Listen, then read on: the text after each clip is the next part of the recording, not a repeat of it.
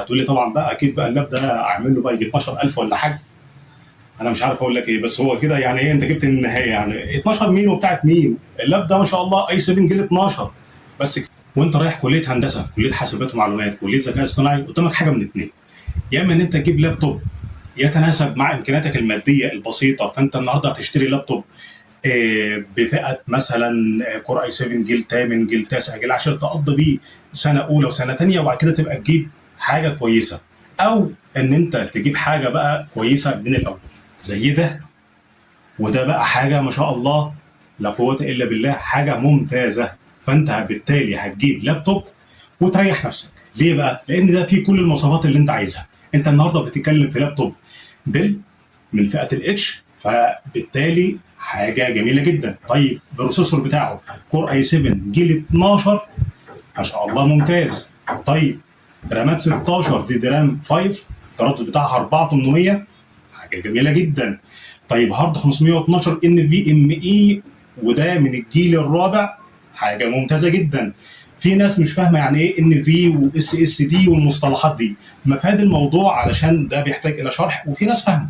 مفاد الموضوع ان الجهاز بتاعك سريع جدا ما شاء الله، طلق زي ما الكتاب بيقول. كمان انا عندي النهارده شاشه 15 و6 اي بي اس فول اتش دي، ودي ما شاء الله شاشه نقيه جدا جدا جدا وجميله وعمليه. اما لو كلمتك عن السماعات، فالسماعات هنا ما شاء الله جميله جدا، صوتها نقي وستيريو، حاجه ممتازه زي ما الكتاب بيقول. والكاميرا طبعا كاميرا فائقه الوضوح ما شاء الله لا قوه الا بالله. زي ما انت شايف كده الفريم بتاعه عباره عن حاجتين: الجزء ده كربون فايبر ده، وده طبعا التاتش بتاعك اهوت. طبعا معايا هنا فينجر برنت اللي هي بصمه الاصبع، ومعايا هنا كمان فيس اللوك بتاعت الكاميرا.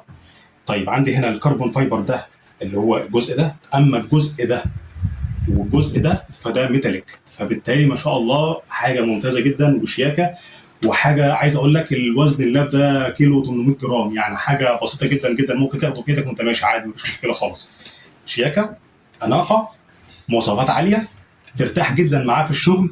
وعايز بقى اكلمك عن اهم حاجه في اللاب ده، علشان اللاب ده مميز في حاجه مهمه جدا جدا. اللاب ده فيه كارت شاشه 8 جيجا.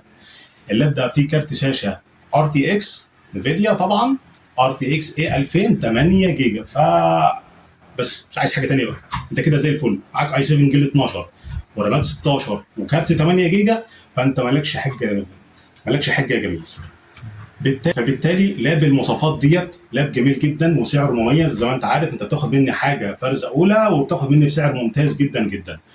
لاب زي ده تشتريه امتى وما تشتروش امتى؟ اللاب ده تشتريه لو انت عايز مواصفات عاليه، تريح نفسك، ما تشغلش بالك، مواصفات ممتازه، جوده عاليه، فرز اول، فاللاب ده مناسب ليك لطلبه هندسه وحاسبات وذكاء اصطناعي وتكنولوجيا تطبيقيه وكل حاجه.